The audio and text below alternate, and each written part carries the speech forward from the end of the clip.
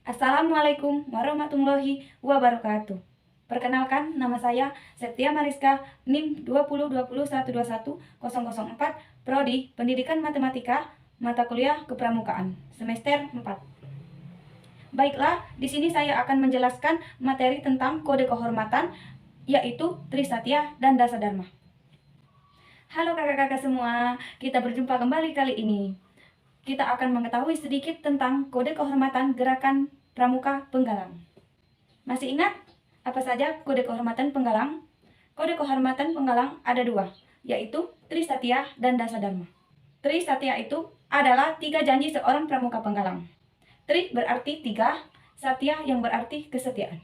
Bunyinya seperti ini. Trisatya, demi kehormatanku, aku berjanji akan bersungguh-sungguh menjalankan kewajibanku terhadap Tuhan, Negara Kesatuan Republik Indonesia, dan mengamalkan Pancasila, menolong sesama hidup, dan mempersiapkan diri membangun masyarakat. Menepati Dasadharma. Selanjutnya, Dasadharma. Dasa artinya 10 dan Dharma artinya ketentuan kewajiban yang harus dilakukan oleh seorang anggota penggalang. Berbunyi seperti ini. Dasadharma pramuka itu: 1. Takwa kepada Tuhan Yang Maha Esa. 2. Cinta alam dan kasih sayang sesama manusia. 3. Patriot yang sopan dan kesatria. 4. Patuh dan suka bermusyawarah. 5. Rela menolong dan tabah. 6. Rajin, terampil dan gembira. 7. Hemat, cermat dan bersahaja. 8. Disiplin, berani dan setia. 9. Bertanggung jawab dan dapat dipercaya. 10. Suci dalam pikiran, perkataan, dan perbuatan. Selanjutnya, kewajiban Trisatya. Di dalam Trisatya terdapat 6 unsur kewajiban utama, yaitu Tuhan, Negara Kesatuan Republik Indonesia atau NKRI, Pancasila, sesama hidup, masyarakat, dan Dasadharma. Contoh perbuatan yang sesuai dengan Trisatya.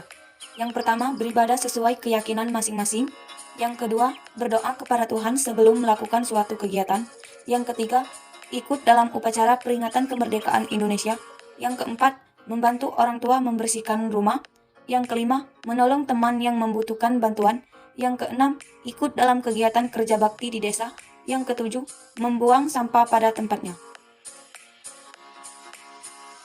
Contoh 10 Dasadharma dalam kehidupan sehari-hari. Dasadharma yang ke-1 yaitu takwa kepada Tuhan Yang Maha Esa. Contohnya dalam kehidupan sehari-hari, bersikap cinta dan kasih sayang, setia, patuh, adil, jujur, dan suci. Melaksanakan ibadah menurut agamanya, memperingati hari-hari besar agama, menghormati orang yang beragama lain, mengikuti ceramah-ceramah keagamaan, menghormati orang tua. Yang kedua, cinta alam dan kasih sayang sesama manusia.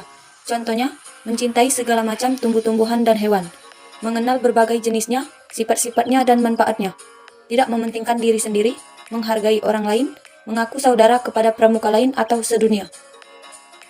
Yang ketiga, patriot yang sopan dan kesatria. Contohnya, mengikuti upacara sekolah, 17 Agustus dan upacara Hari Besar Nasional, menghormati yang lebih tua dan menghargai yang muda, ikut serta dalam bela negara, melindungi kaum yang lemah, belajar di sekolah dengan baik, ikut serta dalam kegiatan masyarakat. Yang keempat, patuh dan suka bermusyawarah. Contohnya, mengerjakan tugas dari guru, pembina, dan orang tua dengan sebaik-baiknya. Patuh kepada orang tua, guru, dan pembina. Berusaha mufakat dalam setiap bermusyawarah. Tidak mengambil keputusan yang tergesa-gesa tanpa musyawarah. Yang kelima, rela menolong dan tabah. Contohnya, cepat menolong kecelakaan tanpa diminta. Memberi tempat di tempat umum kepada wanita dan orang tua, membiasakan diri mengatasi masalah-masalah, pantang mundur menghadapi kesulitan. Yang keenam, rajin, terampil, dan gembira. Contohnya, tidak pernah membolos dari sekolah, selalu hadir dalam setiap pertemuan atau latihan pramuka, dapat membuat kerajinan yang berguna, selalu riang gembira dalam setiap melakukan kegiatan atau pekerjaan. Yang ketujuh, hemat, cermat, dan bersahaja.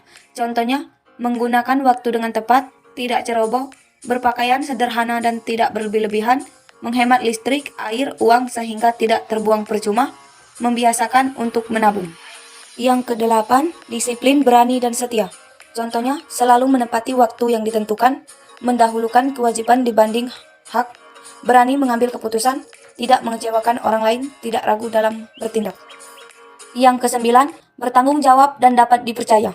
Contohnya, segala yang diperintahkan dilakukan dengan tanggung jawab penuh. Berani bertanggung jawab atau sesuatu tindakan yang diambil dalam hal tugas yang tidak dapat atau sulit dikerjakan. Tidak akan mengelakkan tanggung jawab dengan alasan yang dicari-cari. Jujur terhadap diri sendiri dan orang lain, terutama yang menyangkut uang, materi, dan lain-lain. Apa yang dikatakan bukan suatu karangan yang dibuat-buat. Dalam menerima tugas, pasti dilaksanakan dengan sebaik-baiknya. Dalam kehidupannya sehari-hari, ia tidak akan berbuat sesuatu yang tidak baik meskipun tidak ada orang yang tahu atau yang mengawasinya. Selalu menepati waktu yang telah ditentukan. Yang ke-10, suci dalam pikiran, perkataan, dan perbuatan.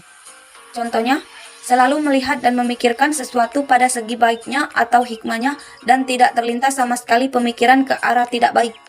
Setiap apa yang telah dikatakan itu benar, jujur, serta dapat dipercaya dengan tidak menyinggung perasaan orang lain.